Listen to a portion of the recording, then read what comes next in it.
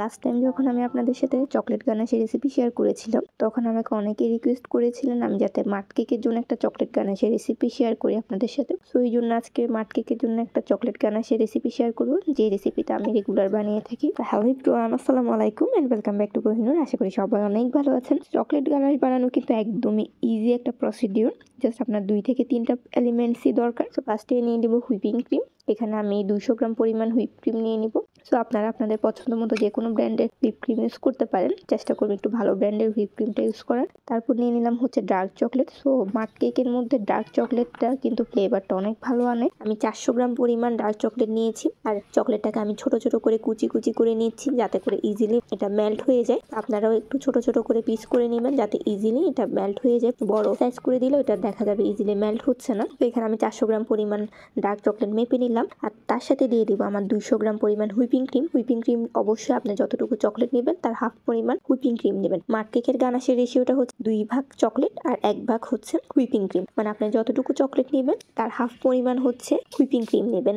আজকে আমি 400 গ্রাম পরিমাণ ডার্ক চকলেট আর 200 গ্রাম পরিমাণ হুইপিং ক্রিম দিয়ে মাট কেকের গানাশটা রেডি করছি। তো আপনারা রেশিওটা সেম রেখে পরিমাণ বাড়িয়ে কমিয়ে নিতে পারেন। আপনার যতটুকু দরকার ততটুকু হিসাব করে আপনি গানাশটা বানিয়ে রাখতে পারেন। এখন আমি ডাবল বয়লার মেথডে গরম পানির মধ্যে চকলেট আর হুইপিং ক্রিমটা ভালোভাবে মেল্ট করে নিব। তো এখানে মেল্ট করার পর এখানে আমি দিয়ে দিচ্ছি হচ্ছে 2 টেবিল চামচ পরিমাণ বাটার। বাটারটা অপশনাল, আপনারা দিতেও পারেন নাও দিতে পারেন। আমি দিয়েছি, বাটার দিলে ফ্লেভারটা একটু ভালো আসে এই জন্যই দেওয়া, সাথে গানাশটা একটু গ্লসি হয়। সো বাটারটা আপনারা যদি থাকে তাহলে অবশ্যই অ্যাড করতে পারেন, আর যদি না থাকে তাহলে অ্যাভয়েডও করতে পারেন। তো এখন সবকিছু আমি ভালোভাবে মেল্ট করে স্মুথ গানাশ আমার রেডি হয়ে গিয়েছে। তারপর যেটা করতে হবে, গানাশটা ছেঁকে নিতে হবে। অবশ্যই আপনাদের গানাশটা ছেঁকে নেবেন, যে কোনো গানাশই হোক না কেন সবসময় এভাবে ছেঁকে নিতে হবে, কারণ অনেক সময় দেখা যায় এখানে চকলেট মেল্ট হয় না, কিছু কিছু পরিমাণ দানা থেকে যায়। সেগুলো আপনি যদি ছেঁকে নেন তাহলে একটা স্মুথ গানাশ আপনার রেডি হয়ে যাবে। তো আমার গানাশটা রেডি হয়ে গিয়েছে, কিন্তু এটা কিন্তু এখন ইউজ করা যাবে না, এটা ফার্স্টে আমাদের ঠান্ডা করে নিতে হবে। তো ঠান্ডা করার জন্য কখনো আপনারা গানাশ ফ্রিজে রাখবেন না, এটা আপনার রুম টেম্পারেচারে রেখেই ঠান্ডা করতে হবে। তো গানাশ রেডি করার পর যেটা করতে হবে, এখন একটা প্লাস্টিক র্যাপ দিয়ে আমি গানাশের আপার সাইডটা টাচ করে আমি কভার করে দিচ্ছি।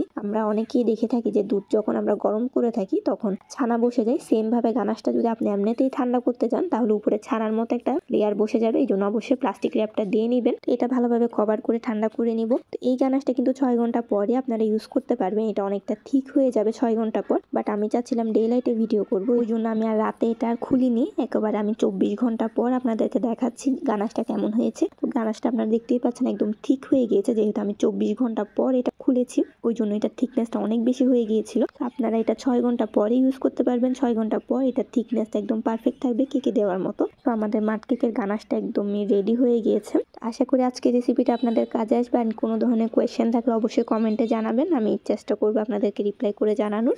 অনেকেরই কোয়েশ্চেন ছিল এই গানাশটা দিয়ে কি পাইপিং এর কাজ করা যাবে কিনা, তো আজকে আমি ওইটাও অ্যাড করে দিলাম এডিট করে। ফার্স্টে যখন আমি পোস্ট করেছিলাম তখন শুধু গানাশের রেসিপিটাই পোস্ট করেছিলাম, এখন আমি পাইপিং এর কাজ করতে পারবেন নাকি ওইটাও দেখিয়ে দিচ্ছি। এই গানাশটা দিয়ে কিন্তু আপনারা খুব সুন্দর করে পাইপিং, মাট কেক ডেকোরেশন, কেক ফিলিং যে কোনো ধরনের কাজই করতে পারবেন, পাশাপাশি নোজেল ওয়ার্কের কাজগুলোও করতে পারবেন খুব স্মুথলি। কিন্তু আপনার গানাশের থিকনেসটা পারফেক্ট রাখতে হবে। ওই ক্ষেত্রে দেখা যায় যে গানাশের থিকনেস পারফেক্ট না থাকার কারণে কেকের প্রপার একটা ফিনিশিং আসে না। এখন বলি কিভাবে গানাশের থিকনেসটা পারফেক্ট রাখবেন।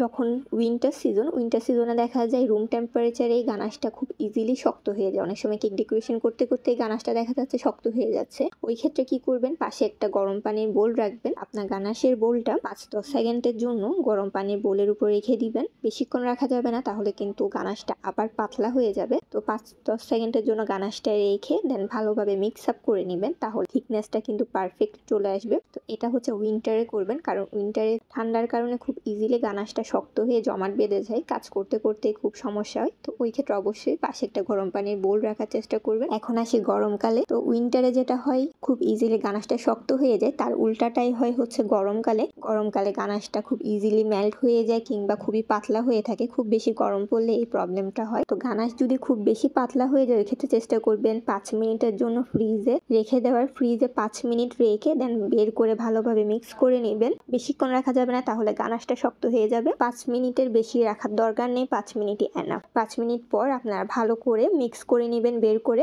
তাহলে আপনার পারফেক্ট একটা থিকনেস চলে আসবে। বাট আমি ব্যক্তিগতভাবে ফ্রিজে গানাশ ঠান্ডা করে ইউজ করার প্রেফার করি না। তো গানাশটা যদি যদি ফ্রিজে রেখে ঠান্ডা করে ইউজ করা হয় ওই ক্ষেত্রে দেখা যায় গানাশে যে গ্লেজটা থাকে, একটা গ্লসি যে গ্লেজটা থাকে ওইটা কমে যায়। ওই জন্য আমি সবসময় রুম টেম্পারেচারে রেখেই গানাশটা একটা পারফেক্ট থিকনেস আনার চেষ্টা করি। গরমকালে আমি যেটা করে থাকি, আমার যখন মাড কেকের অর্ডার থাকে তখন আমি 1 থেকে 2 দিন আগে গানাশটা রেডি করে নিই। গানাশটা রেডি করে একটা এয়ারটাইট বক্সে করে বাসার মোটামুটি একটা ঠান্ডা জায়গায় রেখে দিই, বাট ফ্রিজে না, রুম টেম্পারেচারে রেখে দিই। গানাশটা একটা পারফেক্ট থিকনেসে চলে আসে, দেন আমি আমার কেকটা ডেকোরেশন করি খুব ইজিলি অ্যান্ড স্মুথলি। কেকটা ডেকোরেশন করা যায়, কিন্তু অবশ্যই খেয়াল রাখতে হবে গানাশ বানানোর সময় যাতে ওইখানে কোনো ধরনের পানি না থাকে। আপনি যে বলে গানাশটা বানাবেন ওইটা ভালোভাবে মুছে নেবেন, যে স্পুনটা ইউজ করবেন ওইটা ভালোভাবে মুছে নেবেন, কিংবা যে বক্সে আপনি গানাশটা স্টোর করবেন ওইটাও খুব ভালোভাবে মুছে নেবেন যাতে কোনো ধরনের পানি না থাকে। পানির কারণে কিন্তু আপনার গানাশটা আপনি বেশি দিন স্টোর করতে পারবেন না, অল্পে আপনার গানাশটা নষ্ট হয়ে যাবে। তো এভাবে আসলে কাজ করে নিতে হয়, কাজ করতে করতে আইডিয়াগুলো আসে। তো কিভাবে এই গানাশটা স্টোর করবেন তার প্রসেসটা আমি